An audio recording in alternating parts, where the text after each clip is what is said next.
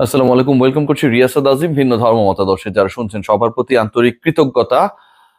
অনেক ইনবক্স আসছে যে সৌম্য সরকার শেষ পর্যন্ত বাংলাদেশ দলের চ্যাম্পিয়ন্স ট্রফির স্কোয়াডে ঠিকঠাক ভাবে দুবাই এবং রাওয়ালপিন্ডি, সংযুক্ত আরব আমিরাত এবং পাকিস্তানে যেতে পারবেন কি পারবেন না, এটা নিয়ে অনেক ডিসকাশন হচ্ছে এবং ডিসকাশন হওয়াটা খুবই স্বাভাবিক। আজকে বাংলাদেশ দলের এই মুহূর্তে ওপেনিং এ ছন্দে যে কজন ব্যাটার বা যাদের উপর ভরসা করতে পারি, চ্যাম্পিয়ন্স ট্রফিতে যাদের উপর সবচেয়ে বেশি চোখ থাকবে, সেরকম একজন ক্রিকেটার সৌম্য সরকার ইনজুরির কারণে পুরো বিপিএল ঠিকঠাক ভাবে খেলতে পারেন নাই। এবং যখন তার বিপিএলটা আসলে শুরু হয়েছে, নিজেকে মেলে ধরার জন্য খুব বেশি সময় পেয়েছেন সেটা না। তবে যতটুকু সময় পেয়েছিলেন, যতটুকু ম্যাচেস পেয়েছিলেন, যে ইনিংস গুলো খেলার সুযোগ পেয়েছিলেন, টুকটাক ভাবে তুলনামূলক ভাবে আসলে তিনি খোলস ছেড়ে বের হওয়ার চেষ্টা করেছেন। সেই সৌম্য সরকার আজকে মৃত্যুঞ্জয়ের বলে আঘাত পেয়েছেন। হাতের সেই আঘাত পাওয়ার পর সৌম্য সরকার মাটিতে লুটিয়ে পড়েন। সৌম্য সরকার যখন মাঠ ছাড়েন, তখন তার দু চোখ ভরা জল। কাঁদতে কাঁদতে একজন ক্রিকেটার যখন মাঠ ছাড়ছে এবং সেই মাঠ ছাড়ার দৃশ্য যখন আমাদের যারা ফটোগ্রাফার ভাইরা রয়েছেন, যারা ভিজে রয়েছেন, তারা যখন ক্যামেরাবন্দি করেছেন, তখন আসলে সবার মধ্যে সেই শঙ্কা জায়গাটা খুব স্বাভাবিক, সৌম্য সরকার শেষ পর্যন্ত চ্যাম্পিয়ন্স ট্রফিতে যেতে পারছে কিনা। সৌম্য সরকার, বাংলাদেশের চ্যাম্পিয়ন্স ট্রফির মিশন শুরু হবে দুবাই থেকে। আপনারা সবাই জানেন যে বাংলাদেশের প্রথম ম্যাচটা 20 তারিখে ভারতের এগেনস্টে। ইন্ডিয়া কখনোই পাকিস্তানে গিয়ে ম্যাচ খেলবে না, যে কারণে এবারও হাইব্রিড মডেলে আইসিসি টুর্নামেন্ট হচ্ছে এবং সেই হাইব্রিড মডেলের কারণে বাংলাদেশ যেহেতু ইন্ডিয়ার বিপক্ষে মুখোমুখি হবে, বাংলাদেশ ইন্ডিয়ার ম্যাচটাও স্বাভাবিকভাবে অনুষ্ঠিত হবে দুবাইতে। বাংলাদেশ দল 13 তারিখ এবং 14 তারিখ, যতটুকু আমি জানি, এই 2 দিন দুবাইয়ের উদ্দেশ্যে ঢাকা ছাড়বে। সেখানটা একটা ছোট ক্যাম্প হবে এবং তারপরে হচ্ছে প্রস্তুতি ম্যাচ। এবং প্রস্তুতির ম্যাচের পরবর্তী সময়ে আমরা আসল যে ম্যাচটা, ভারতের বিপক্ষে যে ম্যাচ, সেই ম্যাচে মুখোমুখি হব।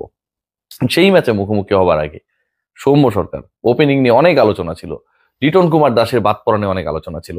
সৌম্য সরকার যখন এভাবে আহত হন, ঠিক তখন আসলে একটা বড় ধরনের শঙ্কা জাগে খুব স্বাভাবিকভাবেই। সৌম্য সরকারের ইনজুরি আপডেট এখন পর্যন্ত আমার কাছে যা রয়েছে, তাতে সৌম্য সরকারকে নিয়ে যে অনিশ্চয়তা তৈরি হয়েছে, সেই অনিশ্চয়তা একদম কেটে গেছে বলার কোনো সুযোগ নেই। সৌম্য সরকার 100% প্রথম ম্যাচটায় বাংলাদেশ যেটাতে মুখোমুখি হবে ভারতের, সেটাতে খেলতে পারবেন, এরকম এখন পর্যন্ত রিপোর্ট বেসড কোনো ধরনের অ্যাসুরেন্স আমরা পাইনি বা আমি পাইনি। সৌম্য সরকারের যে ইনজুরি, সেই ইনজুরি নিয়ে সৌম্য সরকার ফাইনালি বাংলাদেশ দলের সাথে দুবাইতে ট্রাভেল করবেন কিনা, এটা একটা আলাদা প্রশ্ন। প্রথম ম্যাচ খেলবেন কিনা যেমন একটা প্রশ্ন, দুবাইতে বাংলাদেশ দলের সাথে সৌম্য সরকার যাবেন কিনা এটা আরেকটা প্রশ্ন। প্রথম ম্যাচ খেলা নিয়ে এখন পর্যন্ত যেহেতু ডিক্লারেশন হয় নাই বা একদমই কনক্রিট নিউজটা আমরা পাচ্ছি না, মেডিকেল রিপোর্টের উপর ডিপেন্ড করে সেই নিউজটা আসলে আমরা পাবো বা সেই নিউজটা আসলে অথেন্টিক হবে, অথেন্টিসিটি এটা নিরূপিত হবে। কিন্তু সৌম্য সরকারের বাংলাদেশ দলের সাথে ট্রাভেল নিয়ে কোনো ধরনের শঙ্কা নেই। It's a good news. আবারও বলছি, সৌম্য সরকার ব্যথা পেয়েছেন, মাঠে লুটিয়ে পড়েছেন, এরপর ড্রেসিং রুমে ফিরে গেছেন, কাঁদছিলেন। সবার মধ্যে উৎকণ্ঠা তৈরি হয়েছে, অসংখ্য ইনবক্স রিয়াসাত আজিমের ফেসবুক পেজে, এবং সেই উত্তরটা হচ্ছে সৌম্য সরকারের ইনজুরি আপডেট সংক্রান্ত। যতটুকু সিরিয়াস ভাবা হচ্ছিল ততটুকু সৌম্যের ইনজুরি সিরিয়াস না এখন পর্যন্ত আবারও বলছি। মানে থাকে না যে অনেকগুলো আসলে ডায়াগনোসিস এর মধ্যে দিয়ে যেতে হয়, বাট এখন পর্যন্ত যে আপডেটটা আমার কাছে রয়েছে ততটুকু সিরিয়াস না, নাম্বার ওয়ান। নাম্বার টু, যেহেতু ততটুকু সিরিয়াস না, Soumya Sarkar definitely he will be travelling with the team.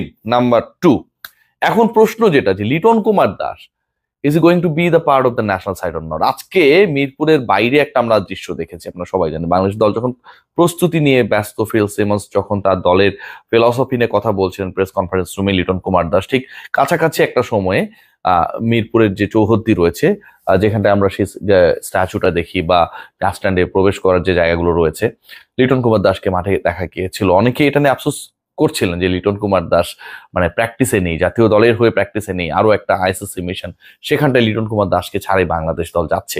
লিটনের না থাকাতে নিয়ে যেমন স্বস্তি রয়েছে, অস্বস্তিও কিন্তু খুব বেশি রয়েছে। এবং লিটন কুমার দাস কিন্তু ফর্মে ফেরার ইঙ্গিত দিয়েছিলেন ঢাকার হয়ে চলতি বিপিএল এ। সো লিটন কুমার দাসও কি জাতীয় দলে পার্ট হতে পারেন কিনা, কারণ আমরা এর মধ্যে একটা খবর পেয়েছি এবং জেনেছি, আপনারা সবাই জানেন যে Hasan Mahmud is going to be the part of the national side, travelling reserve হিসেবে সম্ভবত। এবং হাসান মাহমুদের সাথেও আরো কিছু নাম অ্যাডেড হবে, সেটা আমি বলছি। লিটন কুমার দাসকে সেই অংশ হতে যাচ্ছেন কিনা, এটা নিয়ে যে তথ্য আমার কাছে রয়েছে, যে এই মুহূর্তে যে ডিসিশন মেকিং এর যে জায়গাটা রয়েছে, সেখানটায় সিলেকশন প্যানেল থেকে কোনো ধরনের সিদ্ধান্ত হচ্ছে না। আবারও বলছি, সিলেকশন প্যানেল থেকে কোনো ধরনের ট্রাভেলিং রিজার্ভ হিসেবে কোনো ক্রিকেটার যাবেন কি যাবেন না সেই ব্যাপারে কোনো সিদ্ধান্ত হচ্ছে না। তবে বাংলাদেশ ক্রিকেট বোর্ডের ক্রিকেট পরিচালনা বিভাগ তারা আবার তাদের মতো করে এক্সট্রা প্রিকশনারি মেজার্স হিসেবে কিছু ক্রিকেটারকে সঙ্গে নিতে চায়, এবং সেই জায়গায় লিটনের নামটা ভালোভাবে রয়েছে আমার কাছে যে তথ্য রয়েছে।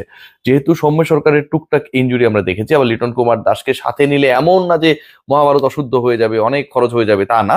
কিন্তু লিটন কুমার দাস দলের সাথে ট্রাভেল করবে, দলের সাথে দুবাইতে যাবে, সেখান থেকে রাওয়ালপিন্ডিতে বাংলাদেশ দল আপনারা জানেন যে পরের দুটো ম্যাচ নিউজিল্যান্ড এবং পাকিস্তানের বিপক্ষে খেলবে, সেখানটায় লিটন কুমার দাসকে নিয়ে যাওয়ার ব্যাপারে একটা পজিটিভ ভাইবস বাংলাদেশ ক্রিকেট বোর্ডের মধ্যে রয়েছে। নট ডিসাইডেড ইয়েট, আবারও বলছি নট ডিসাইডেড ইয়েট।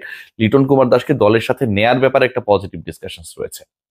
সৌম্য সরকার যাচ্ছেন, ইনজুরি রয়েছে, প্রথম ম্যাচ নিয়ে অনিশ্চয়তা রয়েছে, খেলবেন কি খেলবেন না সেই ডিসিশনটা আমরা খুব দ্রুততম সময়ের মধ্যে পেয়ে যাব, বাই টুমোরো ইনশাল্লাহ আমরা পেয়ে যাব সেই ব্যাপারে।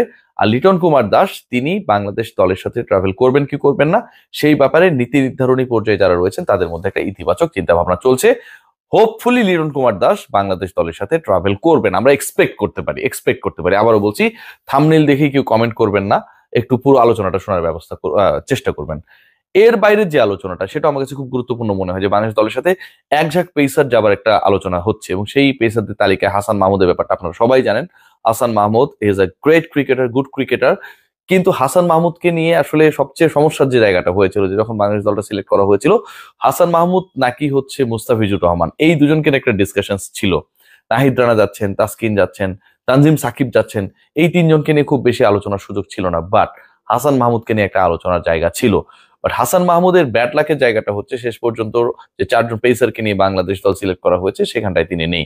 পাকিস্তানে যদি পারফরমেন্স আমরা খেয়াল করি, হাসান মাহমুদের পারফরমেন্স কিন্তু যথেষ্ট কনসিস্টেন্ট। বাংলাদেশ রাওয়ালপিন্ডিতে যে দুটো টেস্ট টানা জিতেছিল সেখানটায় হাসান মাহমুদ কিন্তু অসাধারণ বল করেছিলেন, ম্যাচ ঘুরিয়ে দেয়া, মোড় ঘুরিয়ে দেয়া, মোমেন্টাম ক্রিয়েট করার কিছু স্পেল তার ছিল। সো ওই জায়গাটায় গিয়ে বাংলাদেশ খেলবে, হাসান মাহমুদকে কি দলের সাথে নেওয়ার দরকার কি দরকার না? হাসান মাহমুদকে বাংলাদেশ দল ক্যারি করতে চায়, বাট তিনি তো 15 মেম্বার্স স্কোয়াড না, সেটা হওয়ারও সুযোগ নেই। হাসান মাহমুদকে এবং হাসান মাহমুদের সাথে আরো কয়েকজন ক্রিকেটার রয়েছেন, যেখানটায় শরীফুলের নাম রয়েছে, যেখানটায় এবাদতের নাম রয়েছে, যেখানটায় খালেদের নাম রয়েছে, আমি জেনে বলছি এই চারজনের নাম রয়েছে, হাসান মাহমুদ, শরীফুল, খালেদ, এবাদত। এর মধ্যে শরীফুলের যাবার চান্সটা কম তুলনামূলকভাবে, ওয়ার্কলোড ম্যানেজমেন্টের একটা হিসাব নিকাশ রয়েছে, বিপিএল এর টানা ম্যাচ খেলেছেন, তো শরীফুলের যাবার চান্সটা তুলনামূলকভাবে কম। বাকি তিনজন পেসারকে ক্যারি করার কারণটা হচ্ছে যেহেতু দুবাইতে একটা ক্যাম্প হবে, ব্যাটারদের ব্যাট করতে হবে, এবং যারা দলের মূল সিমার হিসেবে পেসার হিসেবে যাবেন তারা তো কন্টিনিউয়াসলি টানা বল করতে পারবেন না, ওটাও ওয়ার্কলোড ম্যানেজমেন্টের part. So in that particular case you need some extra bowlers, extra seamers, যারা আসলে প্র্যাকটিস সেশনস গুলোতে বাংলাদেশ দলের ব্যাটসম্যানশিপের রোলে যারা থাকবেন তাদেরকে যেন হেল্প করতে পারেন। সেখানটায় হাসান মাহমুদ, শরীফুল, খালেদ, ইবাদতের নাম রয়েছে। শরীফুল না গেলে বাকি তিনজনকে বাংলাদেশ দল নিজের খরচে হয়তো ক্যারি করবেন। So the news from this centre is that Soumya সরকারের injury definitely it's not a good news for any one of our cricket fraternity, but Soumya Sarkar hopefully recover করে ফেলবেন। খুব বাজে ইনজুরি না এখন পর্যন্ত যতটুকু জানি, আবারও বলছি এখন পর্যন্ত। আরো কিছু ডায়াগনোসিস এন্ড রিপোর্টস এর উপর ডিপেন্ড করবে ফাইনালি আসলে রেজাল্টটা কি হয়। তিনি যাচ্ছেন দলের সাথে, প্রথম ম্যাচ খেলার ব্যাপারটা আরো 2-3 দিন পরে আমরা জানতে পারবো। লিটনকে দলের সাথে ক্যারি করার ব্যাপারে একটা ইতিবাচক আলোচনা রয়েছে, but decision yet not taken. এবং হাসান মাহমুদ যেমন যাচ্ছেন তার সাথে আরো কিছু পেসারকে বাংলাদেশ দল ক্যারি করতে চায় ফর দ্য চ্যাম্পিয়ন্স ট্রফি। সবাই ভালো থাকবেন, টেক গ্রেট কেয়ার। আমার গলার জন্য একটু দোয়া করবেন।